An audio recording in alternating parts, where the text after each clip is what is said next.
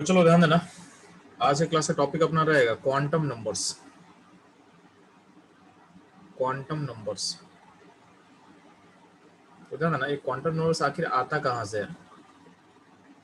तो इसके लिए एक एनालॉजी हम ड्रॉ कर सकते हैं। ठीक है, जैसे आप लोग क्लास 10th में या 9th में सीखोगे क्वाड्रेटिक इक्वेशन।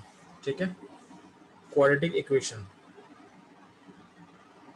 तो क्वाड्रेटिक इक्वेशन को जब सॉल्व करते हो तो आपका कुछ एक्स का वैल्यू निकलता है।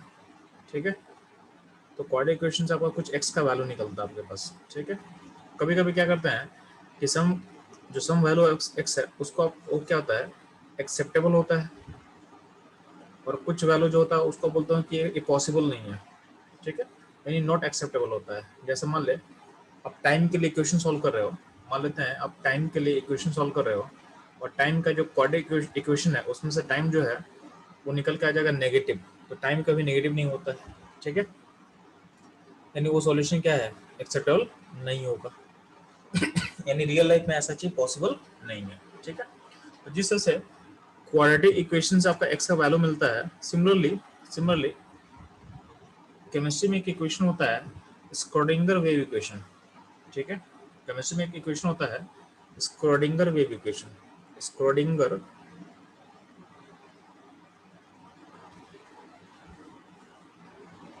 Wave equation.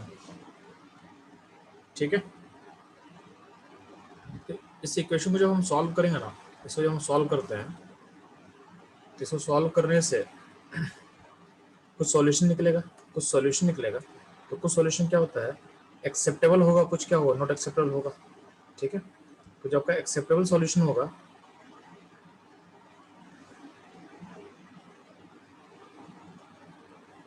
उसी को बोला तो क्वांटम नंबर्स वहीं से आता है।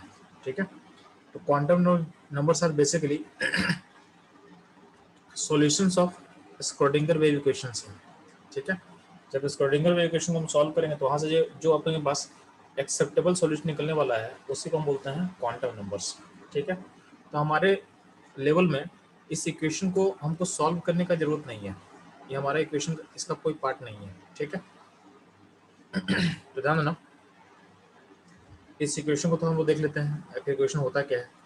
तो इक्वेशन क्या होता है आपको पता होना चाहिए, क्योंकि कभी कभी पूछेगा कि स्क्रोडिंगर वेव इक्वेशन होता क्या है, आपको बताना होता है। ठीक है, तो ध्यान देना, ये है आपका Schrödinger wave equation in three dimension. ठीक, तो यहाँ ध्यान देना, यहाँ पे एक साई वर्ड यूज किया है, साई। ये जो देखोगे साई, यहाँ लिखा होगा साई। इस साई का मतलब क्या होता है, साई का मतलब होता है wave function of electron in 3D। हम लोग अभी तक एज्यूम क्या करते हैं कि इलेक्ट्रॉन एक वेव की तरह होता है। स्क्रोडिंगर वेव इक्वेशन का एजम्पशन क्या है, यानी इसमें हम लोग यूज क्या करते हैं कि इलेक्ट्रॉन एक वेव की तरह होता है, इलेक्ट्रॉन हर जगह मौजूद है। ठीक है, तो जैसे मान लो, ध्यान देना, आप लोग पढ़े होगे मैथमेटिक्स, तो आप लोग पढ़े होगे ट्रिग्नोमेट्री। तो अब ध्यान, अगर आपको पता होगा कि sine theta y equal to sine theta होता है।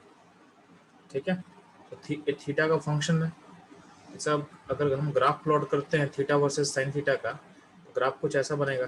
अगर आपको हल्का भी आइडिया होता है, ग्राफ ऐसा बनता है साइन थीटा का ग्राफ। यानी ये जो ग्राफ है, ये ग्राफ को इस साइन थीटा से हम रिप्रेजेंट कर सकते हैं। ठीक है, सिमिलरली क्या होता है, इलेक्ट्रॉन भी एक वेव होता है।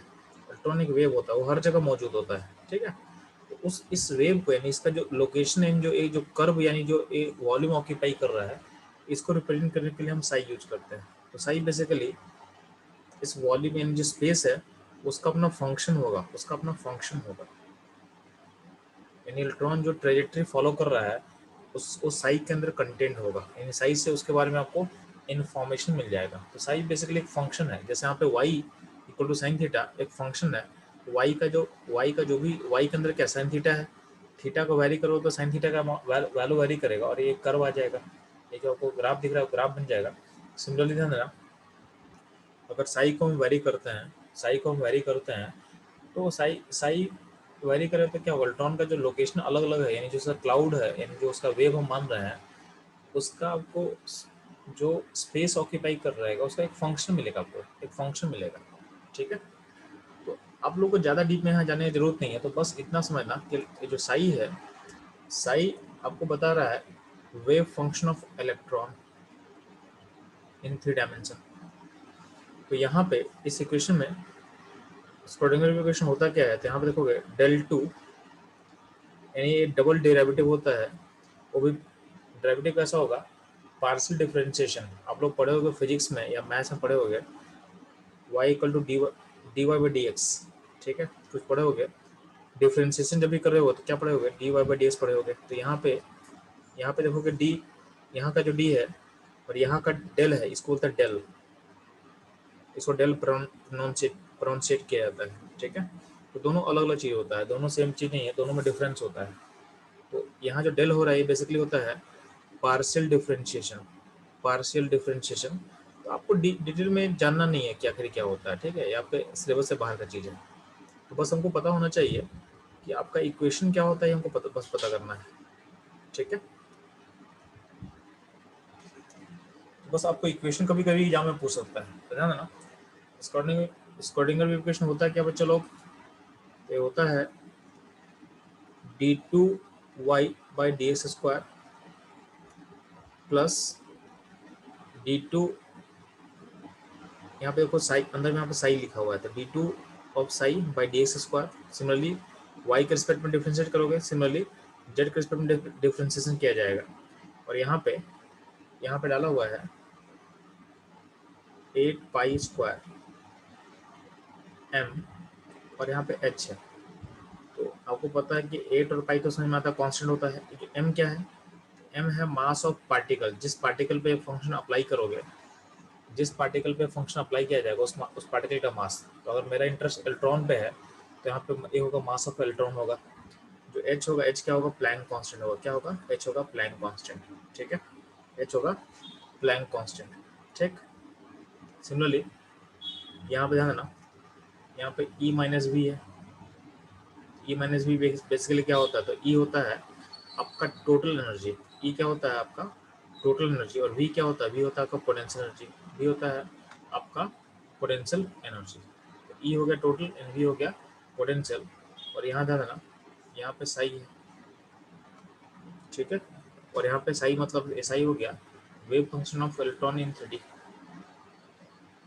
Wave function of electron in 3 dimension, ठीक।